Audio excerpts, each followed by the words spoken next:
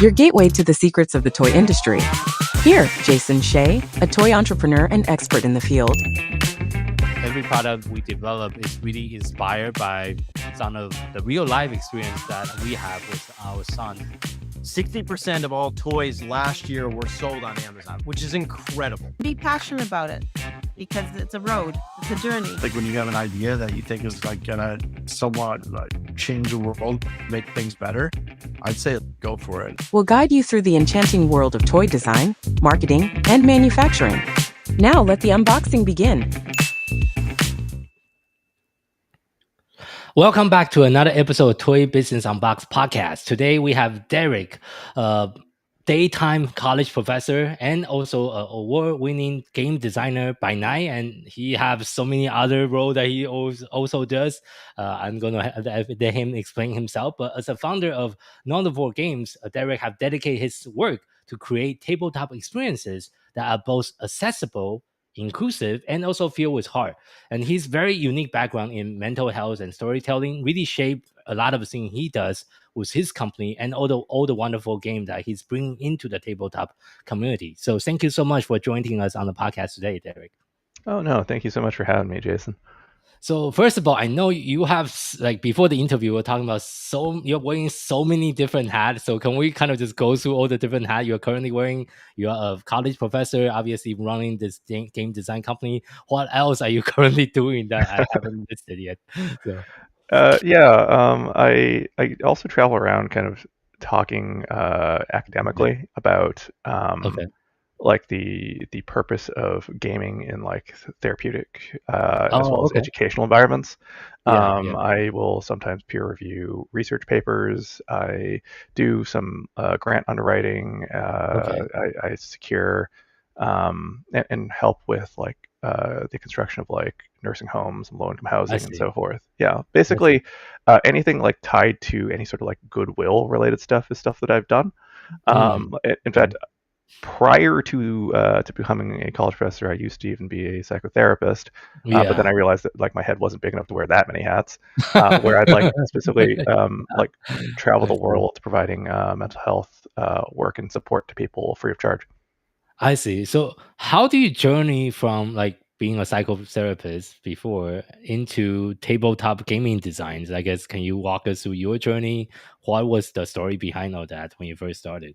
Sure, yeah. I guess the best place to start is just by explaining, like probably everyone listening in on this right now, that I am a massive nerd and I really like games, right, which helps. But joking aside, I've always been somebody who's been interested in the power of positive change for people, right? Like, I come from a very specific modality in psychotherapy called, and it's a mouthful, existential phenomenological psychotherapy.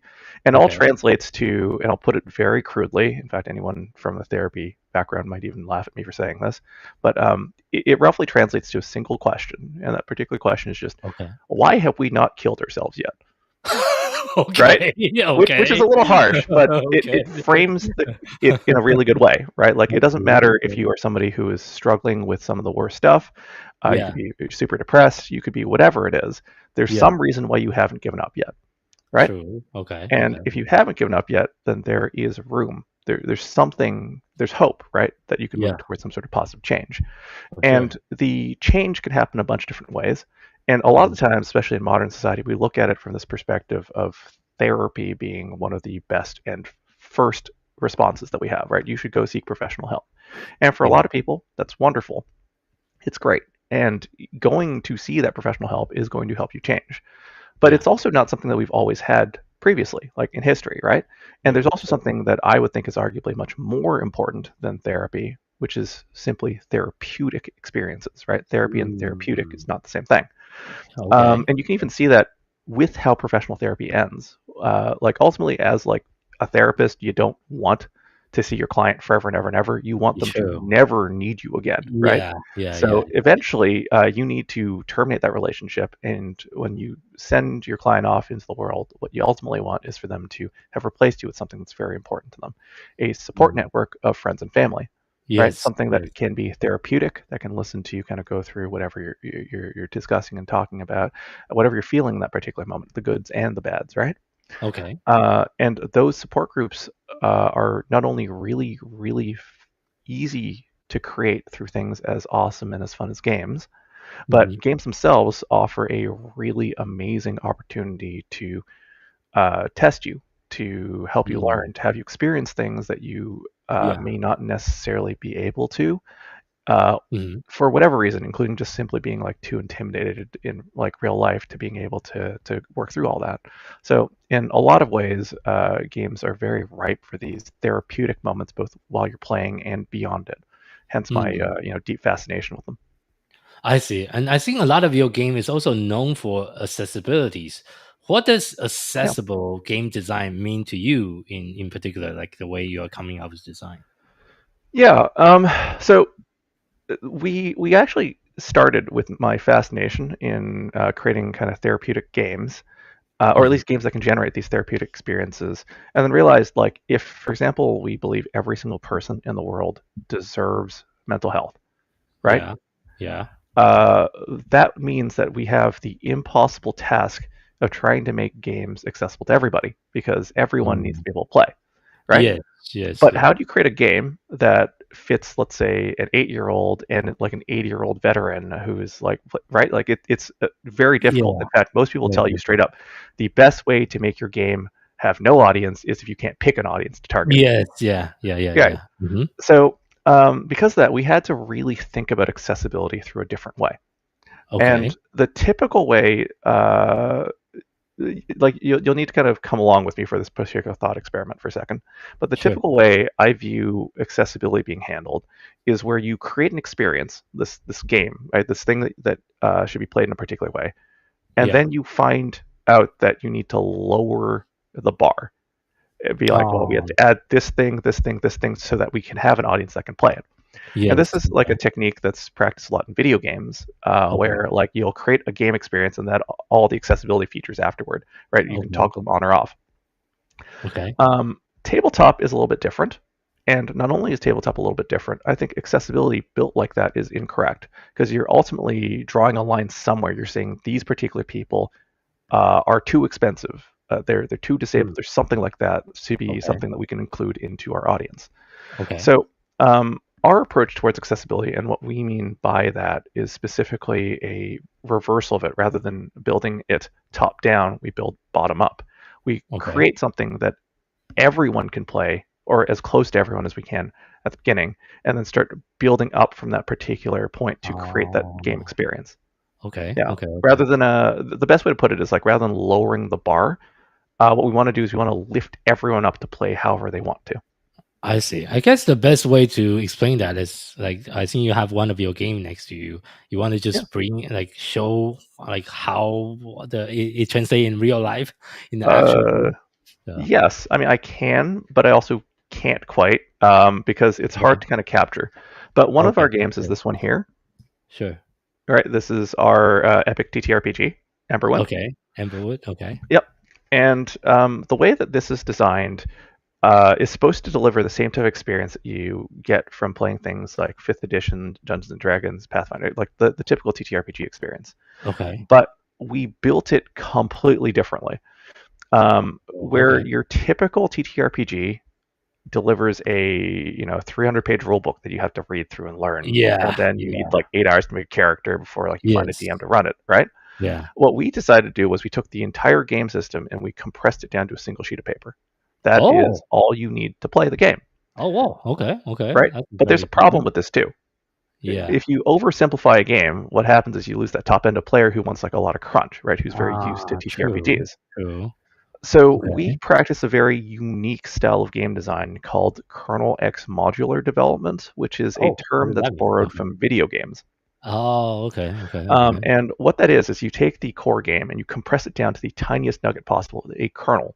And Yes. the better that kernel is, the more things it can handle, despite it being that simple. You never fluff it and make it bigger. You just leave it in its most critical, efficient form.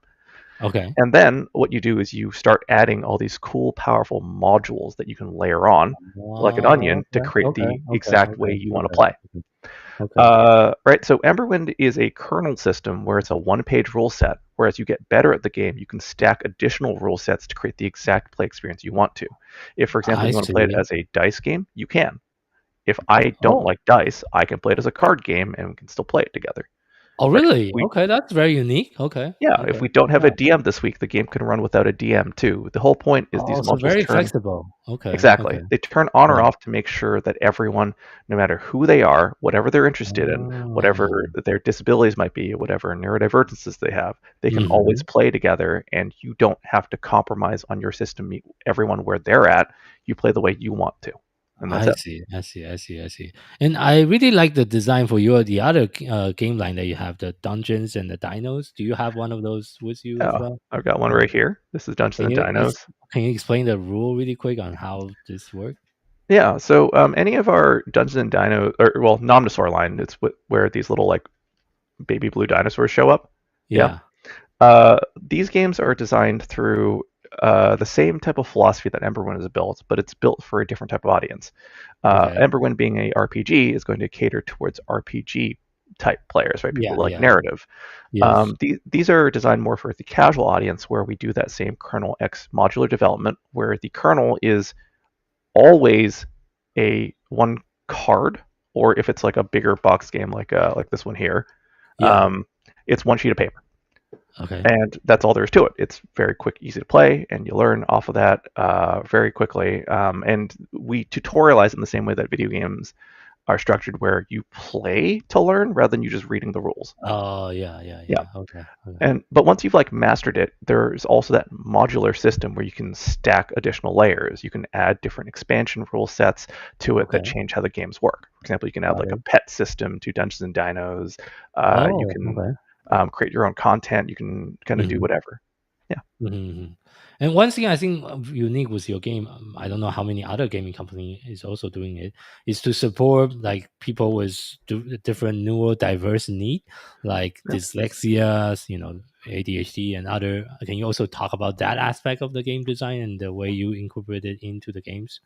Yeah, of course. Though, like before I get into that, I really want to do a shout out to you too, Jason, because I know you do a bunch of that as well. So Yeah, it's yeah, nice to be yeah, able to jam with somebody who's from yeah. that area. Yeah. So we do it from a bunch of different ways. The best place to start is describing the fact that our games are standalone and are not.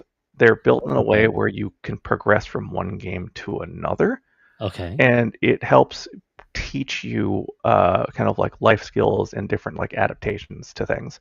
Mhm. Like a quick example is like this little game here is one of our starting games, Snack Tack. It is a dyslexic friendly game Okay. where it's dyslexic friendly because there are no words on it. Right. Okay. The one rule card that I said, the rule text is written in a dyslexic friendly font. Okay. And if you don't even want to read that, don't worry about it. You can just go online and watch an animated video that teaches you how to play instead. I see. Okay. Right. Okay. Okay. I But see. this game narratively connects to this one. Right. Oh, And in this game, you do have text. yeah. The text is all in that dyslexic friendly font, but it's also written in a way where it's interspersed with a lot of iconography. Oh, So you don't have to okay. read all that much. I Right. see. And it's also Okay. written a little bit like computer code. So if you can recognize patterns, you'll actually get better at reading this until you don't even have to read at all, which is Oh, kind of cool. really? Right. Okay, that's pretty cool. Okay. Yeah. Okay. Okay. Now you take this and then you level up to something like this, Emberwind, Yeah. and you have the same type of structure for writing. It's Yeah. written the same way. It features a lot of additional tricks to make it easier for people with dyslexia to read. But the one Mhm. thing it does is it removes that dyslexic friendly font. Right. Okay. And the hope and goal is as you kind of progress through everything, it's supposed to encourage and build up your ability to read just a little bit better. Okay. Okay. Well, Yeah. that's very intentional the way you kind of design and especially different product line kind of try to help and teach the player to also progress as they try many different games inside Yeah. your product line as well. So Yeah, well, the goal is actually go beyond our product line too. Like I want people to enjoy or like if they're interested in playing D&D, I want them to be able to play D&D. And Emberwind is supposed to be built in a way where it's like a stepping stone, where once you've learned the basics of how you play role-playing games from Emberwind, you can progress to D&D if that's what you want to do. Like ultimately, our goal is to make sure that you can play what you want. That isn't necessarily our suite. Oh, okay. Interesting. And I think a lot of your game, you also try to use. Will you say you also try to blend a lot of education in like Yep. component to the entertainment component? And Yeah. how do you usually do that for some of your games? There's a lot of different ways that we can kind of discuss that. One of the products that I don't have physically in front of me because it's stuck in tariff hell currently is Okay. Nomventure, which is like baby's first TTRPG. It's built Oh, on like a simplified version of the Emberwind rule set. It's built for kids oh, 5 and up, I see. where it works off of that same single one sheet of paper rule set. And Mm. the modules for that one are a little unique in that every gameplay module is also coded in a way that teaches you about a particular neurodivergence and makes that Oh, really? neurodivergence fun and Okay. engaging. I see. There's Okay. a bunch of different ways to do that, but like if we're going off just the dyslexia example here, Mhm. that is a product that is then supported with another product, which is a dyslexia-friendly alphabet book that you can start with like kids as young as like 1 or 2. We can teach them like their A, B's, and C's, right? Yeah, And yeah. there is a little adventure that we've written called Learn to Spell with Noam Chomsky, our dyslexic wizard in the Dungeons and Dinos universe, Yeah. who goes around trying to gather ingredients to create a secret potion, which is really just a bunch of ingredients so that like mom can make them an apple pie. Yeah. Where they go around town, the woods, and go visit a farm and so forth. But as they run up to all these different challenges, there are magical words that Noam Chomsky, because they're dyslexic, don't know how to spell, and you need to spell along with Noam Chomsky to help improve your Oh. odds at your particular challenges. I And see. That's interesting. Okay. all of those Yeah. magic words are written in a different color. Blue Oh, for consonants, red for vowels, and Y is yeah. like split in half, Yeah. where they'll come up in the story, and you'll have a chance to like use that little alphabet book, right? Your spell book, where you're Oh. literally spelling the letters so that you can figure out kind of Mm. what's going on and learn how to read along with Noam Chomsky, even if you're dyslexic. And all this stuff Okay. Very is cool. written Okay. like not only along with myself, but like we reach out to different professionals. We had a full SLP from SLP Literacy Corner, Brianna, come and Oh, write wow. the specific Yeah. alphabet book. I see. Well, you definitely spend a lot of time on the education component of it as well. And since you also have, the therapist background, like how do you see the crossover between, like you mentioned, using the tabletop game experience as a therapeutic experience? Like how do you incorporate that in some of your game design? Um, there is a lot of it. Um, we can talk about this from like a very high level way. We can also talk about like explicit examples. Sure. Is there like a particular way you want me to answer this question? I guess that just go from high level first, then you can maybe use one of a real example on how like a certain mechanism or a certain Sure. way you designed it. Yeah. Yeah. So a large part of what makes games therapeutic is in believing in the group around the table itself, right? Like Okay. ultimately, the fun isn't necessarily the game you're playing so much as the fun that you're finding in the people that you're playing with, those organic moments that I see. emerge. Okay. Okay. So Okay. we create a lot of those moments both implicitly and explicitly in our games. Okay. Um, right? Like an implicit way that we do that is in designing, for example, the rule sets in Emberwind, where because Okay. you don't have to play a particular way and your rules don't have to match with anyone else, you can actually sit Yeah. there and watch somebody else try something. Like, let's say you've never role played before, and the idea of role Yeah. playing is super scary to you. Well, Yeah. having a chance to see somebody else role play using a different system makes you go, oh, well, that looks kind of interesting and fun. It's different than what I'm doing. Maybe I'll give that a try, right? Mhm. And if you try Yeah. it and go, oh, this is too intimidating. This is too much for me. Like, I don't want this right now. There's no requirement to play that way. You can stop, you can switch back to your own system, and you can try it again later if you want to, right? And Mhm. if that doesn't work, there are alternative systems, including tutorial systems that are built for people who've never role played before but want to learn, that we've Yeah. structured.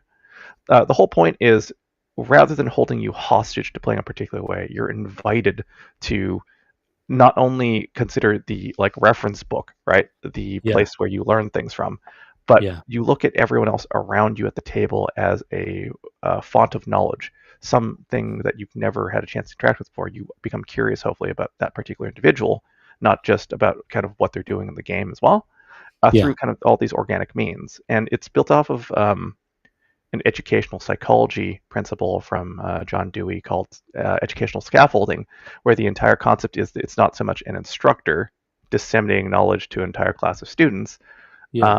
That rigidity is lost, where it's about everyone having something really beneficial to teach each other if you're willing to listen. Okay. Yeah. That's and how long because you're trying to include a lot of different elements, a lot of different educational concept, and also accessibility into your game design. Does it gonna take, based on your experience, does it take usually longer for you to build to build and develop a game compared to other traditional publishers? Uh, mm, no. No. Making the games Okay. is incredibly quick and easy, Okay. for me, at least. And I don't know if that's just because of how I design stuff. I don't know, really. Yeah. But the hard part isn't the making of the game, it's the Yeah. refining of it. Refining. Yeah. Yeah. Okay. And I use the term refining very specifically because it's not quite the same thing as like quality assurance and so forth, where you're constantly playtesting.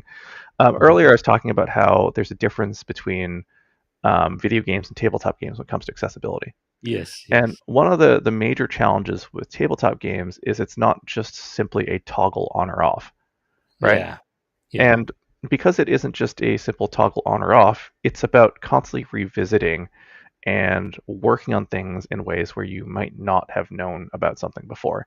It's about Okay. understanding that even if one person has, let's say, an autism diagnosis and someone else has Yeah. an autism diagnosis, that they're not the same thing, Yeah. Not the same. right? No. It's a Yeah. spectrum.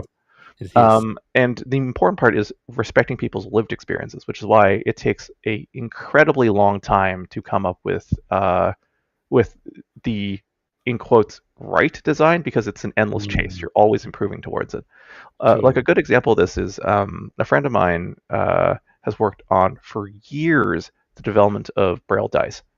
Okay. And Yeah. if you think about that, right, anyone can easily design Braille dice by just going, well, let's just add Braille nubs to like a die.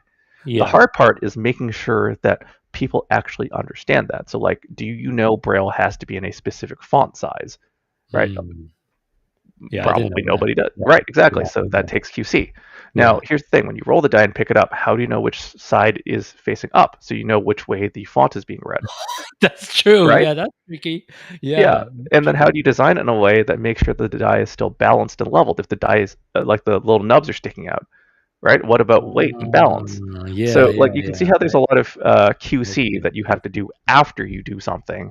And Yeah. that's one of the reasons why, like, our company philosophy is straight up, hey, like, if you like our stuff, great. But what's more important is telling us how much our stuff sucks constantly, because I can't make it better otherwise. And, like, don't think of any of our releases as a final product. These are all things that are iterative. We're always going to be improving it. And for anything that is in, like, a RPG or like a book format, we will always provide people with digitals that update for life, because we want to make sure that you have the best version that we can provide you. I see. Yeah, that definitely take a lot of things to a lot of energy to maintain all that as well. Yep. So, Yep. Which is why I'm often very tired when you see me at like a convention or something. Yeah, for sure. And your title really from very different genre, like from TTRPG to like more friendly games as well. Mhm. And like when you first create a company, do you already know those are some of the main product line you want to create, or as you create some over time, you just want to add more? Or like how far ahead do you usually see in your product development process? It's a bit of column A and column B. Okay. Like I'm very focused on very specific things. Like I made this entire company because I really just wanted to make this game. Right? Okay. But like Yeah. all the other stuff is stuff that was really important to me too. And like, did I necessarily think I was going to start making a ton of different card games? Not necessarily, right, Okay. from the get-go. Yeah. But it was always something that existed as a option, right? Yes. And like what I had was a vague idea going, well, if I want to make games that were accessible, therapeutic, and also, most importantly, because we haven't talked about this at all, fun, right? Yeah. We need to make sure that people are able to have fun however they want to. So like it was Yeah. kind of like a matter of time before I branched out to do other things that weren't TTRPG related. I see. But like the other non TTRPG related stuff, I didn't quite know which direction it was going to go. Like it could go card games, it could go board games, it could go a bunch of different ways. Yeah. Sorry, give me a quick second. That's my dog trying to get into my office. Sure, no So, problem. here you go. Yeah. All right. Yeah. Okay. Now you're just in the way, please. Sorry. Come here. All right. There you go. You can supervise now. Yeah. Okay. No, nobody wants to hear a dog making out with me right now. Okay. Yeah. So, yeah, it was just a matter of time, but I didn't know if it was going to go like toward the card game route, a board game route, if it was going to go towards like Zine based, like more nuanced TTRPG. Like there was a bunch of different ways that we could have gone. Sure. We ultimately ended up going the card game route because, and I should have realized this right from the get go, they are much cheaper to make. Right. And True. price is an incredibly important part of Yeah. accessibility as well. So True. we wanted to make sure that we could produce things as cheaply as possible for people who couldn't afford the more like premium price point that EMBERWIND required. And Yeah. also the other really nice advantage is that these are pocket size. So they're like fit in your pocket, small. making it a lot easier for Yeah. well, specifically, we actually got a lot of requests when we first launched EMBERWIND from U.S. veterans and soldiers saying, "Hey, we have to go on deployment. I'd love to have a game that fits in our pocket." Right? And I'm like, "Oh, well, cool. We can do that okay. too." Or like Yeah, from yeah. schools going, "Hey, we'd love like if there were things that would fit into like the students' like backpacks or their cargo pants or something." I see. Yeah. Got it. So, Yeah. but looking ahead, what excites you the most about the future of both accessibilities and also just industry in general? And what are some of the games you are planning to design in the next few years? Oh, so many things. I'm excited for, like, from the perspective of accessibility, I'm really excited for the fact that people seem to care about that now. Like when I first started on this kind of like warpath to try and make gaming for everybody, right? Because fun should be Yeah. something everyone has. I feel like I was like one of the only people doing it. Like I was very much the only person on like the convention show floors being like, "Hello, this is important, guys." Right? In fact, like I spent so much time trying to think about whether or not I even wanted to advertise that in the first place. Right? Like I Okay. want to make sure games were enjoyable by everybody and you didn't need to know or they didn't need to be specially marketed towards people who, let's say, were neurodivergent. But Yeah. like that internal debate ultimately fell to the side of me going, yeah, I should talk about this because people should know that they're represented in some way and that this is Yes. important and is something to challenge and push other companies, especially companies with way more do. budget than just me here, right? Yeah. Can do. And there has been a lot more of that dialogue. For example, like the PAX shows now have accessibility spaces like the Access Forward Lounge. They have a quieter gaming lounge and so forth for people that need a specific type of sensory input. It's all really good stuff in the direction of trying to truly make gaming for everybody. Yeah, that's definitely a very important work you are doing, not just for your own company, but for the industry as a whole as well. So, Well, I mean, I don't necessarily think it's just me, right? Like I was saying earlier, Jason, like you also care about this and do a lot of neurodivergent friendly stuff too. So like I'm just glad that there's enough of it happening that's coalescing into something where there is hopefully potentially like an industry standard. That's actually probably the most exciting project that I'm working on for next year. There's a lot of them, some that I can't even talk about because of NDAs and everything. But one thing that we're looking at doing is in video games, there is a standard of accessibility that you should follow to make your game accessible. Yeah. No such standard exists in tabletop yet. And I've been invited to help work on that particular guideline, which will be a lot of fun, right? But the problem with that, though, is that uniquely tabletop games have a specific accessibility challenge that video games don't. So how do you write a one-size-fits-all guidebook? does it Sure. even exist, right? True. So there's going to be a lot of exploring that specifically that's coming next year, which I'm thrilled to be a part of. I see. Okay, thank you for sharing that project. And as well, kind of winding down in today's interview here, if you had to share just one piece of advice with someone that's just getting started in the toys and game industry, what would that be? Don't. That's probably what I'd Don't. say. Yeah. Don't. Okay. Well, I'll phrase it differently. Yeah. This Okay. is an industry, for better or worse, that is fueled by passion, right? There's tons of people who, like all of us here, love fun. They love Yes. games, and they fell in love with that from probably a very early age. Mhm. And unfortunately, because of that, it ends up making this into an industry where there isn't a whole lot of like financial gain from this. Like there's a lot of people, and I say this specifically to all my students too in the game design programs that I teach.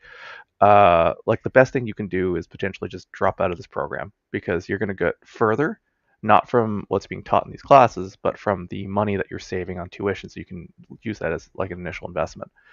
And really, Okay. you should be hedging your bets by doing what everyone else is doing, which is having like a proper full-time job elsewhere, and then putting kind of your spare time into creating games if that's what your passion is, right? Yeah. So specifically, when I tell people who are looking to get into or are getting started in this industry, like don't quit your day job.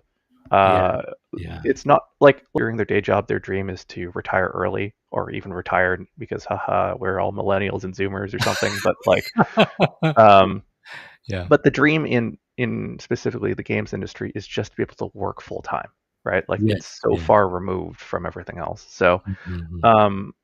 so like if everything I've just said, there isn't enough to tell you to stay away, and you still want to be part of the industry, then great, you've got the passion to last, right? Yeah. So that's the one piece of advice I tell people. Don't Okay. do it, and if you won't listen to me, then awesome, you belong in this industry. I love the advice, and I think I can relate to that with my personal experience since I was doing it part time for the first 6 years before I Yeah. go full time. It took me 6 years to scale to the level just to do it full time, obviously. So it's not like a get rich quick kind of business for sure. It's more like lose money quick business if you don't know what you're doing. Oh Actually, yeah. so. But Yeah. that's a really good piece of advice. And for our listener today that would love to learn a little bit more about you, your business, and your companies, where is the best place for people to find you online? Yeah, so the best place to find my company online would be at nomnivoregames.com, which I'm certain people are going to struggle trying to spell. So it's the word omnivore with an N in front of it. Um, Whereas for me personally, I don't have very much in the way of personal social media, just for my own mental health. So the Sure. best way to find me is just literally at my company. Every message, every email, everything comes directly to me. I read everything, and I do my best to try to respond to everything too. So yeah, if you're looking for me that way, please feel free to hit me up at any point about whatever. Got it. We'll make sure we put that in the show note. And thank you so much for your time today, sharing your knowledge, your experience, your journey within the toys and game industry. Yeah, no, thank you for having me here. Yeah, you're welcome. And thank you for our listener for tuning in to this episode of Toy Business Unboxed podcast. I hope today's conversation gave you some practical insight and fresh inspiration for growing your own toys and game brands. This podcast is proudly brought to you by Toy Launch, a leading marketing and growth partner for toys and game companies. At Toy Launch, we help brands scale on Amazon and beyond through full service account management, PPC, SEO, creative, catalog optimizations, influencer marketing, and consulting. If you're looking for a proven team that understands both the toy industry and digital marketing, we are really here to help. If you like a personal breakdown of your brand, your opportunity, and your best next step, you can schedule a free consultation with us. Just visit toy-launch.com/schedule. And if you want to connect with other toys and game founders, join our free community, Toys and Game Launchpad, at toy-launch.com/group. For more resource update and the industry insight, visit us anytime at our homepage. Until next time, keep innovating, keep creating, keep bringing joys to toys. This is Jason Hsieh signing off on the Toy Business Unboxed podcast. We'll see you in the next episode. Thank you so much, everyone.